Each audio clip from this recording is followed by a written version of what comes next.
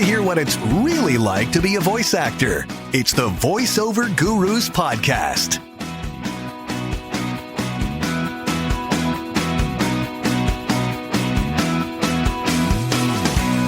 Welcome back to another episode of the Voiceover Gurus podcast. So I have a guest with me today who is in a field or an aspect of acting that we have yet to cover on the podcast. I'm totally excited about it. And that is dialects, because I have no clue. Please welcome Steve Corona. Hey. Hello. Thanks for having me. Now, where are you living? I saw Mountain Time Zone. Yeah. So I'm in Rio Rancho, New Mexico, just outside Albuquerque. Okay. There's an industry out there, isn't there, for acting and for like booming, like really growing? I mean, not as much as it was, but that's part of the reason I moved out here in the first place from Minnesota. Yeah. Minnesota, ooh, big change. Yeah, you betcha. The winters are very different, I'm sure. Yeah. That's awesome. Okay, so I was looking at your bio, and you grew up in a large family. You had you were one of 5 kids, right? So you're saying that you basically started paying attention to human behavior and personality characteristics at a young age? Yeah, exactly. Yeah. I mean, as 4th of 5 kids, you got to do what you can to get some attention. So I'm like, okay, what makes people tick? I remember at a young age thinking, what makes people laugh? What's actually funny? And trying things out and kind of using my siblings as my little test, market, little audience, and saying something that would make them laugh one time, but not another time, and kind of learning these sort of rules of comedy and entertainment at a young age. Mm-hmm. So when you're studying people, which is always what we recommend at the Voiceover Gurus as coaches, that, I get a lot of my inspiration for maybe my lash lady, or someone someone that I saw at the grocery store that had this crazy accent. I'm on Long Island, so there's a lot of that here. And there's times I hear stuff and I'm like, oh, I want to use that, So tell me, is it along those lines? I'm sure it's probably a lot more in depth than that. Yeah. I mean, I think pretty much everybody has at least some amount of just kind of natural ability to like mimic people, right? If you find yourself in a group, you might start sounding like that group. If you're hanging out with, your family you haven't seen in a while, all of a sudden you start sliding into that and sounding more like you're back home, or whatever it is. So the mimicry definitely is a good place to start. And that's how I started as a kid, just watching and repeating kind of what I heard. I would recite lines from movies as the character, things like that. And so I just kind of had a lot of that as a kid, just that natural mimicry. And yeah, it wasn't until college and I took a dialects class and I was like, wait a minute, you can break this down, you can, whoa, this is cool. And it kind of blew my mind just really studying dialects and accents. I never thought of that as an actual academic pursuit. It was just something I could listen and repeat, right? Wow. So there's more to it. Yeah. Is there a difference between an accent and a dialect? Yeah. I'm speaking completely like someone I really have no clue. No, it's all good. And here's the thing, to be honest, a lot of people use those terms interchangeably. They say one and mean the other. So honestly, it used to bother me, like, oh, well, what you mean is, and then I realized it doesn't matter. In the end, if we both understand what we're talking about, so be it. I learned that on a movie set when the director said, can you change their accent when he meant dialect? Anyway, I digress. So here's how I define it.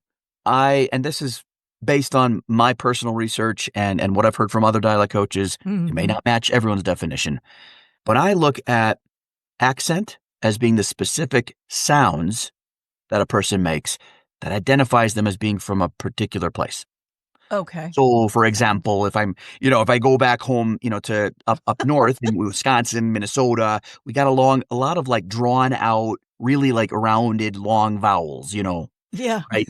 So that might be one key feature of the accent, right? Dialect, I think of as more of the big picture.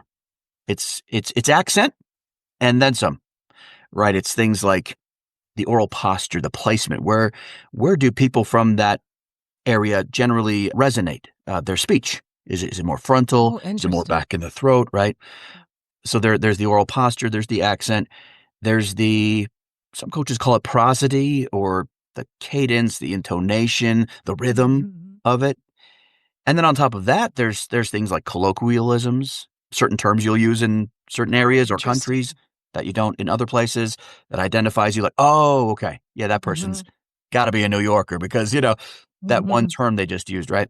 So all of these things mix together to form a dialect.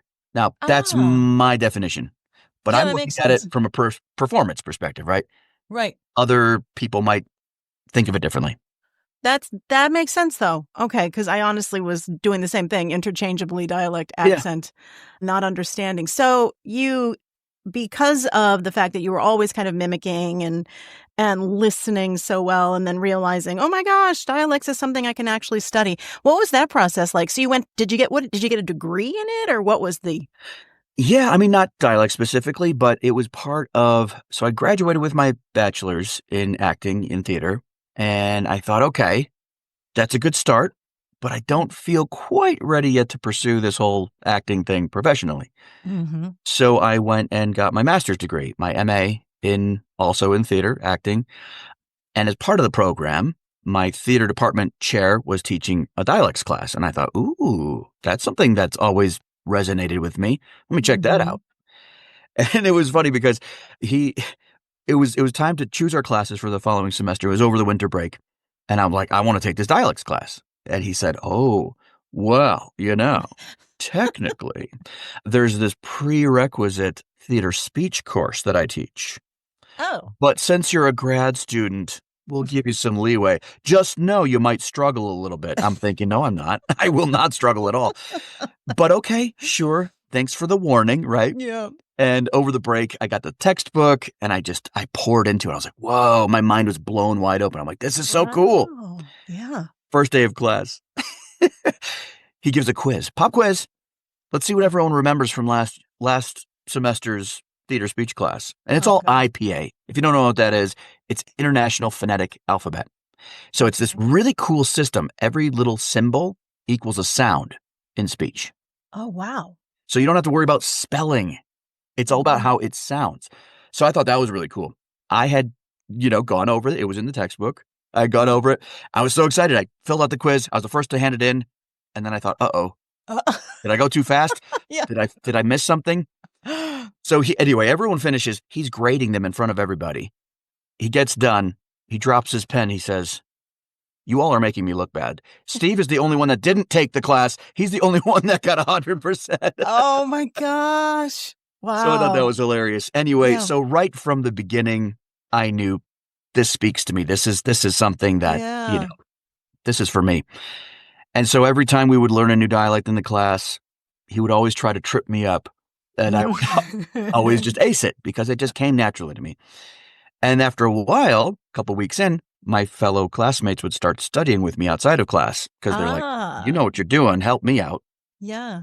And after a while, the teacher was like, okay, I can tell which one of you have been studying with Steve because your grades are getting better, So I just knew this is something I have to pursue. You're natural at it. Yeah. So I know you've pursued it, but when you began, did you focus on camera, stage? What was your initial love? Kind of all of the above. I mean, I think that's why I got an MA instead of an MFA. MFAs tend to be a little more focused and a little more directed at you're going to probably go on and teach somewhere at a university. Okay. I just wanted the extra experience, and I'm a little bit more of a generalist. It's weird to say because I know I sort of specialize in dialects as an actor. Mm-hmm. I'm the guy, I'm like, okay, give me an audiobook with 30 accents in it. Great. I love it. But I also just love a lot of different performance types and just I'm very interested in a lot of things. Mm-hmm. So I got into theater. I got into film, TV, voiceover, audiobooks, you name it. I wanted to at least try it. Mm-hmm. So yeah, after graduating, moved down to New Mexico because as we were talking about earlier, there was this booming film community. Yeah. Mm-hmm. And I thought, that might be smart to be a little bit of a bigger fish in a smaller pond than go to like LA or New York and be a nobody in the millions, right? Mm-hmm. So yeah, I started getting my feet wet, auditioning, doing some local theater. I mean, obviously, if you're really good at dialects, that's going to make you specialty to an agent. It sure helps. Yeah. And it's going to narrow the field for you a bit as to what when you audition, you're definitely going to stand out. So do you find yourself booking jobs based on that, or is it more based on your performance as Steve Corona? I'd like to say all of the above, but definitely I get called in for roles that some of my other actor friends that maybe have a similar look, similar experience level, don't get called in for because of the accent thing. They're like, oh, Steve could do it, Mm-hmm. It's a great thing to be known for. Yeah, absolutely. I've even been to some auditions where the casting director was like, I know you came in for this, but can you also read this? It has an accent. Yeah. And it might have been something I wasn't familiar with. And I said, can I come back in tomorrow? Because then I can nail it. Right. And most people, they're like, oh, that's crazy. There's no way you can nail this in a day. But they knew that I could. And they're like, yeah, we'll have you back in tomorrow. And then I did. And I did fine. Interesting. There was one role I auditioned for a Tina Fey movie, Whiskey Tango Foxtrot. And they had me come in for the name of the role was Drunken German Airline Pilot, Passenger. That sounds like I was like, yeah, baby. And so I came in and I nailed it. I really had fun. And then on the way out, it was the opposite. They were like, oh, can you also read for we just have this other little role we need to cast. And it was an American journalist, like one line. I'm like, okay, sure. I'm here. It's my job to audition. Sure. So I did. And that's the one I got cast for. I was like, oh, come on. Why not the German guy? I found out an actual German actor got that. So I'm like, okay. So with my students, they'll be like, I want to learn an accent. And I'm like, I always say, I'm not a specialist in this. All I can do is tell you, because I do like comedy bits, and it's an exaggerated version. It's not like I'm, sure, perfect. I have to do a funnier version of it. And so I use like little lead-in lines to get me into it. So I'm really bad at an Australian accent. And a lot of my kids are like, let's do Australian. I'm like, it's not a good deal.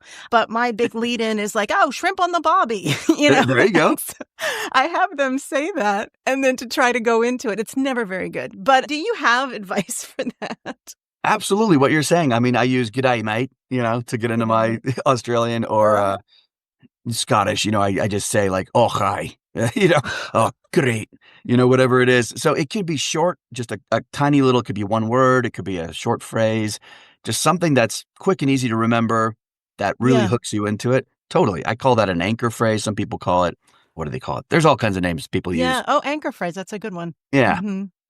Well, when I tell them too, because I'm in New York, I don't have a New York accent, obviously, but because I've lived all over the country. But I'll say to them, I want you to give me a little New Yorker. And then they're like, well, how do I get into that? I'm like, I'm walking over here, Yeah, I'm walking here. Yeah. Yeah, totally. Which is fun. So, okay, the dialect process, it sounds complicated to me to learn because you're talking about placement in the mouth. Mm-hmm. There are technical aspects that go into this that are separate from performance, right?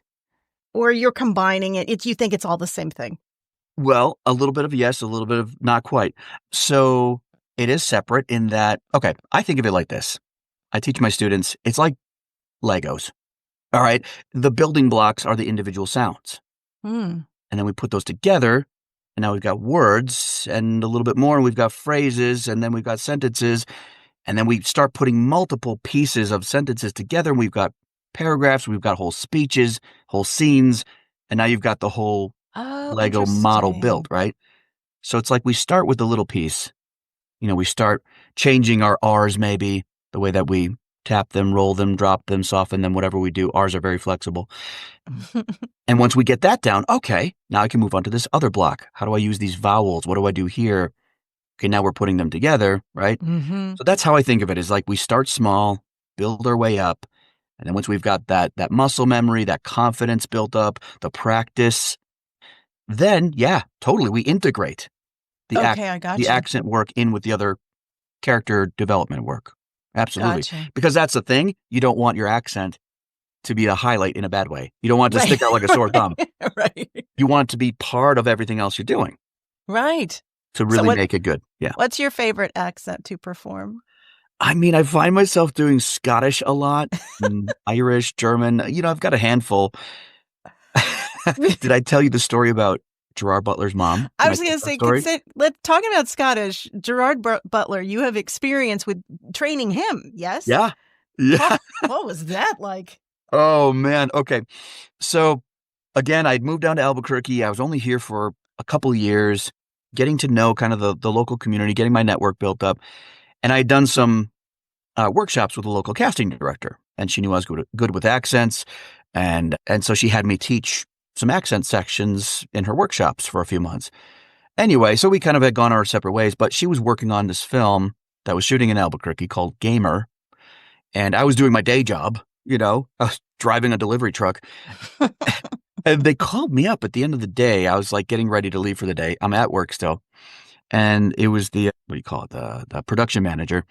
And he says, "Hey, this is so-and-so from this production. And this casting director referred us to you. We need a dialect coach." And I don't know if you've heard of him, but the star of our movie, he's a Scottish actor, Gerard Butler. Oh my God, seriously? And so they needed a dialect coach because his character is American. Fantastic. I get to teach a Scottish actor how to sound like me. This is great. So, we talked about, he asked what my rate was. I said a number, just kind of shooting out there, having no idea. Yeah. Waiting. Yeah, okay, we can do that. I was like, I should have asked for more. Yes. Yeah. I know. That's always the feeling. So they bring me on set, and it was crazy. I knew that if he liked me, they were going to need me for another 2 months to finish out the movie. I had no time to put in my 2 weeks notice. I don't recommend this, kids. But I had to drop that job on the spot. I had to quit then and there without giving 2 weeks notice. I felt bad about it. Right. I'm like, this is an opportunity I can't pass up. Sure. So without knowing for sure, I went on set that first night and was like, oh man, I hope this works out. And it did. He's hilarious. We're cracking jokes. He just wanted to get to know me a little bit. Yeah. And then we go out on set and it's like bing, bang, boom. He was a very quick, okay, Steve, you say the line. I'll repeat it after you. We turn around, action, Okay. I'm like, oh, okay, this is fast paced. So that was like a rude awakening of how that all worked. It was my first dialect coaching job really on a movie set. And so we got to know each other over the few weeks. And then his mom was coming to visit. Here's the good part of the story. He's like, all right, Steve, all right, you've been mimicking me. Great. Like your Scottish accent, spot on. My mom's coming to visit. We're going to have a wee bit of fun with her. You pretend to be Scottish. I'm like, no, I couldn't. He's like, no, do it. It's going to be great. It's going to be great. I'm thinking, technically, he's my boss. I got to do what he says, right? Okay, here we go. Short little Mrs. Butler walks up. She's like 4 feet tall, maybe. Gerard Butler, 6.5. I'm like, interesting. Like, how does this work out? And so she comes up. She's hilarious. She's like a wee little, tiny little Mrs. Doubtfire, basically. And she's hilarious. And she's just smacking Jerry. And she's just great, full of energy. And, oh, Mom, I want to introduce you. This is my mate, Steve. She's like, oh, all right, pleased to meet you. I'm like, oh, it's great to meet you as well, Mrs. Butler. And she's like, oh, where are you from? And I'm like, oh, here we go. Scotland. And she's like, I know that, but what part? Oh, no. I'm like, uh-oh. You didn't have your follow-up question. I did not study for this test. I don't know my geography. The north part? And she's like, no, you're not. I'm thinking the jig is up. She smacks me. You're from Aberdeen, aren't you? I know that accent. I'm like, oh my God. I fooled Gerard Butler's mom into thinking I was Scottish. I'm like, I can't keep this up in good conscience. Yeah. Jerry's on the ground. He's laughing. He's rolling around. He's like, she's like, what are you laughing at? She's kicking him. I'm like, I'm sorry. I can't anymore. I can't do it. I'm from Wisconsin, actually. She's like, oh, no. She smacks me. You broke my heart. I thought you were actually Scottish. What the ultimate compliment. The ultimate compliment, right? Fool the natives, right? Wow. That's amazing. Well, you're obviously very good at your job. And I know you've coached on set. Wait, let me back up for a minute. Yeah, You're basically saying the process was he had the line. You said the line to him in the American accent. Yep. And then he went out and performed. Right. In that case, every actor, every show, every situation's a little bit different. It just depends on what works best for them. And that's what I learned early on as a coach. Mm-hmm. There's not one size fits all. Mm-hmm. Right. What I learned in the classroom was not how he preferred to learn. In fact, that's part of why he fired his original coach. Oh, wow. he said he felt like she was very condescending and, telling him like, oh, that's not right. And he didn't like feeling like he was in school again as a child Yeah, and having his sure. knuckles wrapped with a ruler, He wanted to be told, okay, do this. And okay, you're a little off, or great, you nailed it. And that's it, Right. Fast. And she was giving him, all kinds of extra information that maybe would be great if you had like a month in pre-production. Maybe it's a theater production or something and we need to get deeper into things. But for the movie, it's very fast-paced. It's like, tell me how to say it. I turn around and say it. We move on, So he didn't do what I understand, some actors will stay in their accent for the whole time of production. So he did not do that. He went right back to his... Oh, he went back to Jerry cracking jokes, being very Scottish in between setups. Absolutely. But yeah, no, first night, I remember he had a line. It was, listen, kid, I was in the special forces, right? And he was saying, listen, kid, I was in the special forces. I was like, oh, that R got away from you. And so I had to pull him aside. I'm like, okay, I don't know if you're even aware that you're doing this thing, but like your lip curls up sometimes on your R's. He's like, what? No one's ever told me that before. I'm like, well, I'm telling you now, buddy. And he's like, okay. So he does another one and he's like very intentionally like trying to control it. Listen, kids, I was in special forces. He's like, oh my God, that's so much better. I'm like, I know. So just little things like that, being able to pick that out. And I was like, not afraid. I'm like, listen, I got nothing to lose. I mean, I'm going to be honest with you. Receptive. Yeah. Yeah. I'm going to tell you what I see, but be kind about it. So, yeah. So who else have you worked with? Oh, man. Almost right after that movie, Helen Mirren came to town. She was shooting a movie with her husband, Taylor Hackford, was directing. Yeah. Excuse me. And Joe Pesci was playing her husband. Oh, my goodness. Yeah. Yeah. And so I got to coach Helen Mirren. What? She was so needing an American accent? Yeah. Really? Oh, Yeah. wow. It was so funny early on. I'm like, okay. So I guess I'm the dialect coach that you go to sound American. Right, right. Now, like this. Pesci didn't need to change anything. They were going to keep it as is, the way he speaks. For who?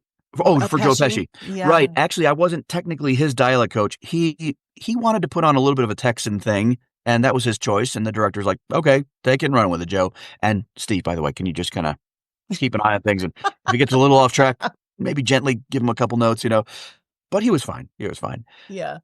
So I was working with Helen to make her sound American, but also one of the characters was from Argentina.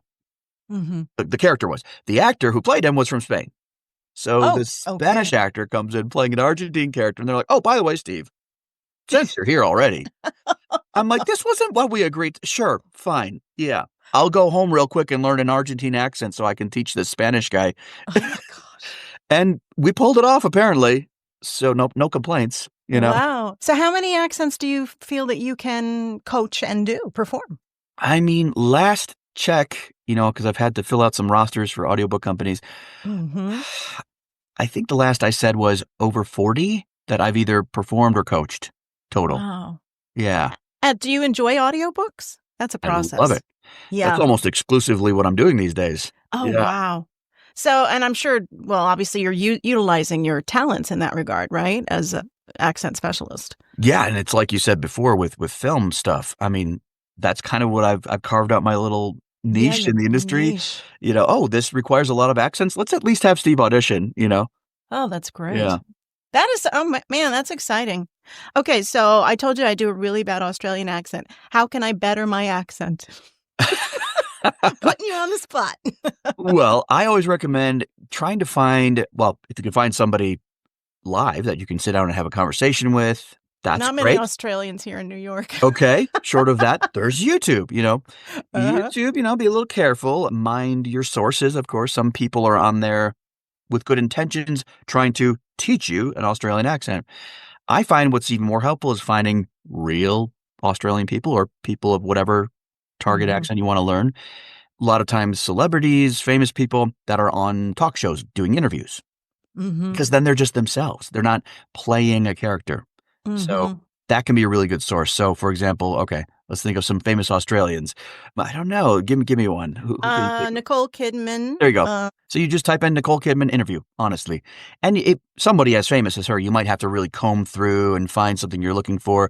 If you want a stronger version of the accent, I typically go further back before they became more Americanized. Gotcha. They're working in Hollywood a lot. Typically, the Mhm. accent starts to get a little more, less. So that would be where I would start. Watch those, mimic them. If you have to Mm. pause the video, repeat after what they just said, So that starts to listening build and a muscle okay. memory. Yeah. So a bonus question here, because I'm always curious and I like this actor. What is Christian Bale's actual real accent? His real Ah, voice, his real speech? so that's an interesting one. He's Welsh, but when I met him, it was on the set of 3:10 to Yuma, and I was a stand-in. Great movie. So I kind of got to hang out, but we're supposed to Mhm. kind of give the actors their distance. But after a while, you get on set and they start to get to know, okay, this guy's okay. I can talk to him. And so we had some conversations, but he was one of those actors you were talking about earlier that stayed in character. Stayed in the So even between shooting, he was always, he stayed in his American accent and he's very good at it. He's played a lot of American characters.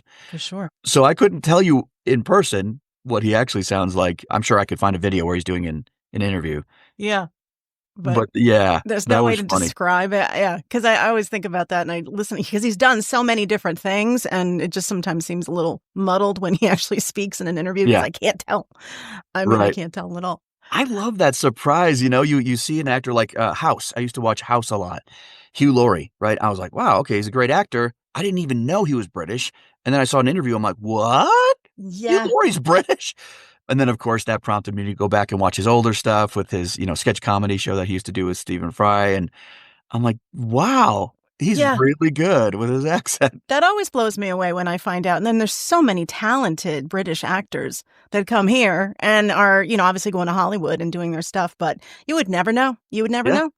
Even when they Get a good sing too, dialect it's like coach and you beautiful. can you can sound however you want.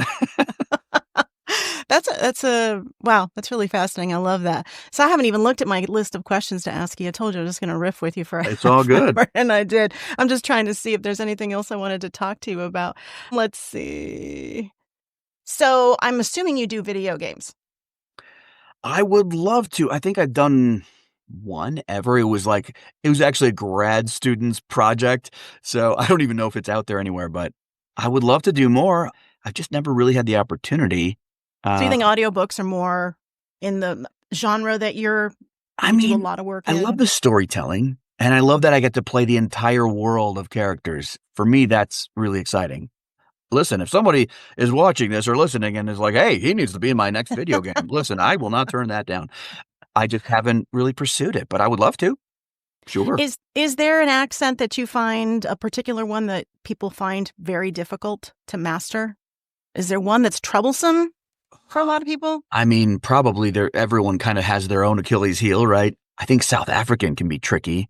Oh, yeah. It's got the, kind of influences of British, but also the Afrikaans and yeah. Afrikaans. Yeah, yeah.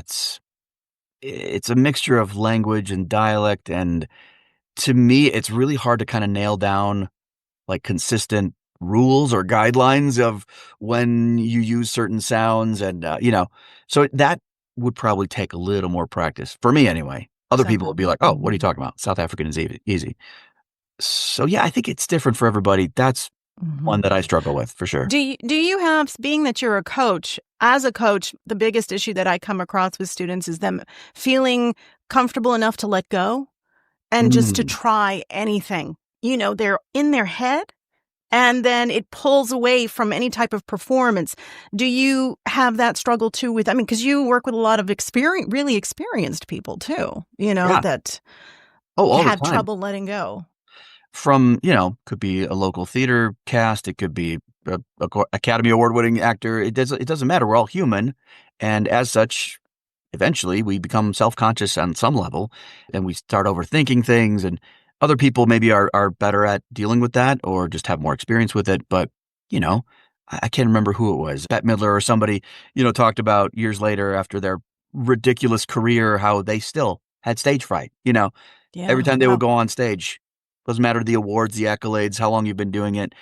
So totally. I tell my wife that probably at least half of what my job responsibilities are is just to make actors feel more comfortable. Is just to be Hmm. that security blanket of like, you got this. And when they're like, okay, my coach, who's been He's experienced. He knows what he's talking about. I trust him. He tells me that I'm good.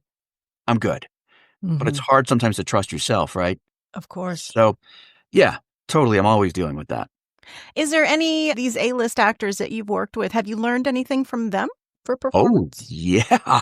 I love being on set either as an actor or a coach, and I'm like, this is fantastic. It's a paid masterclass. They're paying me to be here, That's true. and I get to learn from the best. I remember watching Russell Crowe he had a close-up scene in 3:10 to Yuma, and he showed me what he was doing of looking like through the camera. I was like, whoa, how are you doing that? Through And the I just camera. asked him. I didn't even mean to. It was between takes, and it just slipped out because I was watching as a stand-in. I'm supposed to watch and take notes, and I'm watching as an actor like, ooh, how's he doing this cool technique? And I said, how did you do that? And he goes, come here, look. There's a piece of green tape right here. And there's a piece of tape right on the matte box on the inside, just next to the lens. And that's what he's looking at and looking through. And I'm like, whoa, that's really cool. And so then I took that. I'm like, even if I can't request a piece of tape on the camera when I'm acting, because maybe I'm not a big enough star, I could still use the idea of looking just next to it and looking kind of like right through it. Things like that. I'm like, Yeah. thought of. But I get to watch these masters do it. I'm like, it works for them. And you take it with you. My gosh. Yeah. I know how they make their connections and create that authenticity is just, well, it's a gift. It's a talent. It's something that they've honed for years and years. Yeah. Beautiful stuff. So, okay, I asked you what your favorite dialect accent was. I don't want to interchange. I've asked you, so you like the Scottish, and favorite movie set? Or do you not want to play favorites? Man, I think when I was on Lone Ranger, it was magical. When was that and who was in that? Oh, when was 13, I think, or 14, somewhere in there. Can't remember the exact year. But yeah, I auditioned for it. I think I auditioned for like 10 of these little one-liners. Didn't get any of those. It was like a few months later, and I thought, okay, moving on. Didn't get that. But then my agent called me back in. They're like, oh, they want you to read for the flashback version of the main villain of the film. I was like, oh, cool. So I went in, had fun with it, and they cast me for it. I'm like, awesome. I was a little bummed, though, because I was like, oh, cool, man. In the audition, I had like pages and pages of text. When we actually filmed it, it was like silent acting. You could see my mouth moving, but you don't hear me because it's all voiced over by, it's right in the middle of the movie. The chief of the Indian village is explaining to the Lone Ranger why Tonto's a little crazy in the head. Okay. Because of the bad thing that happened in the past. Anyway, but I'm walking up on the set. I'm like, whoa, Disney does it right. I feel like I'm in the movie, but I know it's a set because I'm walking up. We're in Colorado. It's a small mining town. And I was walking up the backside of it. So I could see like all the, scaffolding, all the, 2x4s and everything on the backside. And then we walk through this door and they close it behind us. And I turn around. I'm like, whoa, it disappeared. It became part of like the mountainside. They had built it out a little bit because they needed that angle. Like, this is crazy. So that was definitely one of my favorite sets to work on. And just the sheer, size of the thing and yeah, just the epic scale of it. In LA, when I came out to shoot on that movie later on for a different scene, they had all these blue screens up in this back lot and, shipping containers stacked up in the train track and the train up on top for this one scene where Tonto has to almost like fall off the train. And I'm like, this is ridiculous. Wow. So that was like big Hollywood movie magic, at its finest. Absolutely. Very cool. Yeah. Do you have a dream client you'd like to work with or a dream project? Oh, no. I mean, ever since I was a kid, I've had like a list kind of in my head of actors that I wanted to meet and work with on a movie. Unfortunately, some of those have now, passed us. Robin Williams, I would have loved to have worked with. Never got the chance, So I don't know. There's so many cool actors out there, and I just welcome the opportunity whenever it comes to me to work with whoever I get to work with. And the cool thing is, I like to not limit myself and say, oh, well, it's only this actor, because that actor, you never know when their career is going to blow up. And you can look back and say, oh, I got to work with them before they. I knew them when. Yeah. But also, everyone's got a fun story to share. And you might realize, oh, I didn't know anything about this actor going into this, But now I'm a fan. Like, I really like them now, So you never Has know. anyone surprised you like that? Someone, maybe you had a first impression and then you... I mean, Helen Mirren, deep. for sure. I was in awe of her work as an Academy Award-winning actress, and I loved her work in the movie The Queen that she won the award for. And I don't know why, but I was very, cautious, like, oh, she's the Queen. I have to be very, like, proper and she's going to be regal. And she was the most cool, down-to-earth, laid-back. Like, if you didn't know who she was, that she was uber famous, you'd just be like, she's like someone's rad, really cool, like, grandma, Yeah. She was just very friendly and personable with everybody. So that was a pleasant surprise, just thinking she was going to be one thing, like maybe standoffish or whatever. And she was totally just kind and generous with everybody. I love those surprises, when you think maybe they're going to be one way and then they're just really cool. That happens a lot more, I think, than people realize. I had that happen when I met Meryl Streep. I was doing live announce at Radio City Music Hall. So I'm in the back in a little dark, little thing with my scripts. And the ladies that were there, it was like Rebecca Romaine and Gwyneth Paltrow. They were all waiting to go out on stage. And so she comes up in front of me and she sits on a big speaker. And I'm like, I look up and she goes, "Hi, I'm Meryl." And she puts her hand out and I'm like, I can't even speak. And then, of course, the crew is rushing and going, "Meryl, Mrs. Streep, we'll bring you a chair." And she's like, "Nah, I'm good." And she was just up there hanging on this speaker. And I thought, oh, my God, I have just no interaction other than that. She was so polite, so down to earth. And I'm like, I respect you so much as an actor and what you've done, but totally cool. I mean, that was my legit, okay, I don't need to meet anybody else. This is awesome. That's amazing. I'm jealous. I would love to meet Meryl Streep. That's so great. But same kind of thing. Just like, not thankfully, not full of themselves, not thinking that they're better than everybody else. I mean, willing to, I don't need a chair. I'll just sit up here on this black box, That's so cool. Which I thought was awesome. So now you coach privately? Yeah. You do? Okay, good. So students do want to learn this so much. So I'm going to give out all your information and they can contact you in case they want to get some private coaching from you. Sounds good. I always say these days, as my schedule allows, because I have a full dance card with all the audiobooks I'm narrating. But absolutely, as long as I'm able to, I will always help people that ask for it. That's awesome. This has been such a pleasure. Thank you so much for giving us your time. Absolutely. It was my pleasure. Thank you. And knowledge. So that's it for this episode of the Voiceover Gurus podcast. Excuse me. Head over to voiceover.guru to get more information on the coaching, or we have a fantastic community that is free for you to join on Circle, and you get all the latest updates on what's happening and meet a lot of really cool people. But Steve, give me your website address. All right. It is coronaproductions.org. I had to use the .org. .com was taken. Okay. coronaproductions.org. Corona, like the beer? That's right. Like the beer, not the virus. Good distinction to make. Thanks again. Everybody have a good rest of your day.